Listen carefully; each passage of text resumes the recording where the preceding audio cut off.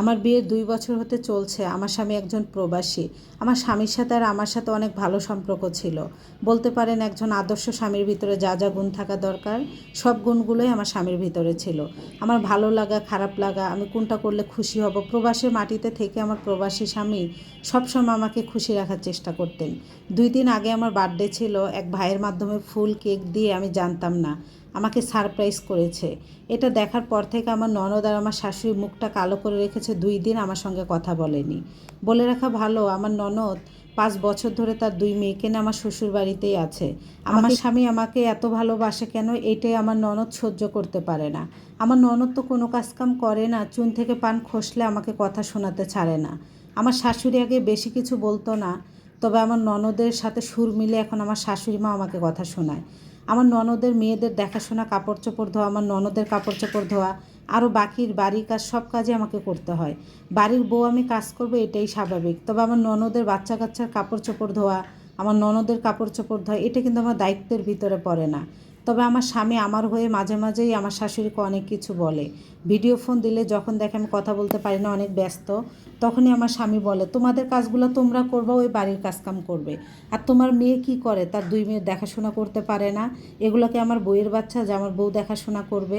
এই কথাগুলো যখন আমার স্বামী বলে প্রবাস থেকে, আমার ননদ এগুলো সহ্য করতে পারে না। আমার ননদ সবসময় বলে বউ ওকে কিনে রেখেছে, আরও বাজে বাজে কথা বলে। আমার ননদ মাঝে মাঝে বাহিরে যায়, বাহিরে যাওয়ার আগে তার ২ মেয়েকে আমার দেখাশোনা করতে হয়। একবার যদি বাহিরে যায় ৪-৫ ঘন্টার নিচে আর বাসায় ফেরে না। খাওয়া দাওয়া, দেখাশোনা সব কিছুই আমি যদি করতে না চাই, আমার শাশুড়ি তো আছে আমাকে কথা শোনানোর। আমার স্বামী আমাকে কেন এত ভালোবাসে, এটাই আমার ননদের সমস্যা। তবে আজকাল আমি খুব বুঝতে পারতেছি আমার ননদ আমার স্বামীর কিছু একটা করেছে। হঠাৎ করে আমার শাশুড়ি খুব ভালোভাবে এসে আমার কাছ থেকে আমার দাদা দাদির নাম জানতে চায়। আমার দাদা দাদি যেহেতু বেঁচে নাই, আমার শাশুড়ি নাম জানে না। আমি নাম বললাম, তারপরে থেকে আমার স্বামী খুব খারাপ ব্যবহার করতেছে আমার সাথে। ফোন দিলেই বকাবাজি করে, আমার বাবা মাও তুলেও বকাবাজি করে।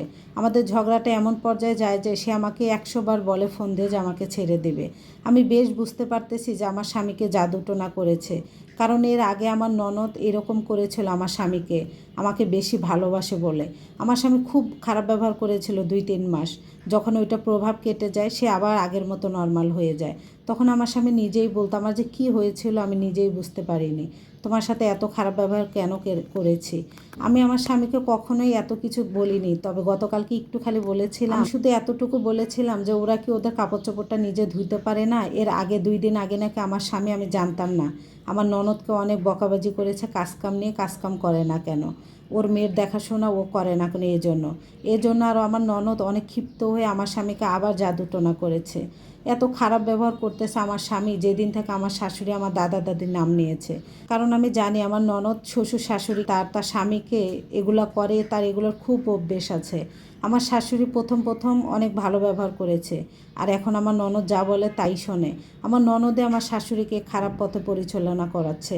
আমি বেশ ভালোভাবে বুঝতে পারতেছি যে আমার স্বামীর কী হয়েছে, কারণ এর আগে যেহেতু হয়েছিল। আমি যে কী করবো আপুরা জানেন, আমার কোনো কিছুই ভালো লাগে না।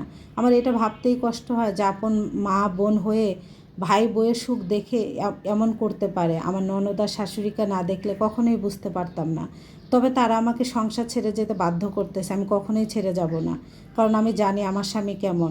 এমন আদর্শবান স্বামী সব নারীর ভাগ্যে হয় না। আমি তো এই বাড়িতে একা একা আসিনি, তারাই আমাকে পছন্দ করে তার ছেলের বউ বানিয়ে এনেছে। তবু তারা আমার সঙ্গে এমন করতেছে, আমার স্বামীর সাথে আমার দূরত্ব সৃষ্টি করতেছে। আপন মা আর বোন কীভাবে এরকম করতে পারে বলতে পারেন? এটা কোনো গল্প না, এটা একটা আপুর সত্যি লাইফ স্টোরি।